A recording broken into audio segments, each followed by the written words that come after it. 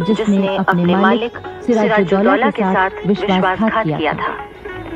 अंग्रेजों ने मीर जाफर को बंगाल का नवाब बना दिया और मुर्शिदाबाद में सिराजुद्दौला के तख्त पर वो बड़ी शान से बैठ गया।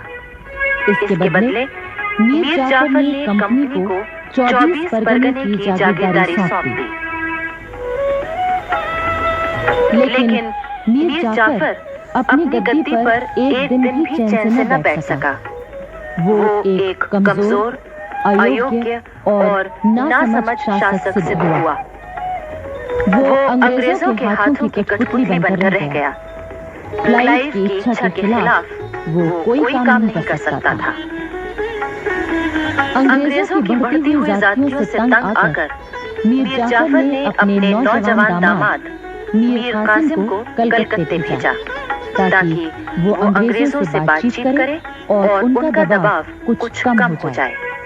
लेकिन अंग्रेजों ने नई चाल चली और मीर कासिम को अपनी ओर मिला लिया।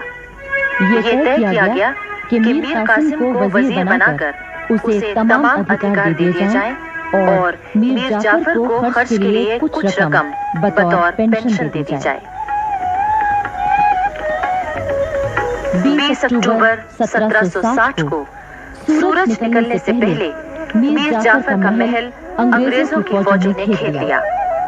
मीर जाफर को जब अंग्रेजों की नई चाल का पता चला तो वो किस तरह परेशान हुआ, इसका एक चित्र अंग्रेज इतिहासकार कर्नल मालेसन के शब्दों में। उस सुबह को बूढ़े नवाब को उस दिन की अवश्य याद होगी जब उसने प्लासी के मैदान में अंग्रेजों का साथ दिया था और अपने मालिक तथा रिश्तेदार सिराजुद्दौला के साथ विश्वासघात किया था।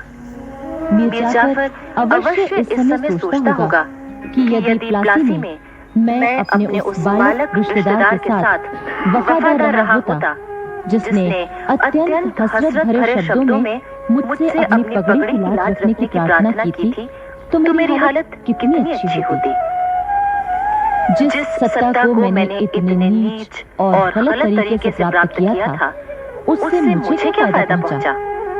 वे लोग जिनके हाथ मैंने अपना मुल्क बेचा था आज वे मुझे डरा रहे हैं। जो गुस्ताख विदेशी प्लासी से अब तक मुझ पर हुक्म चलाते रहे और जो अब मुझे गद्दी से उतारने की धमकी दे रहे हैं।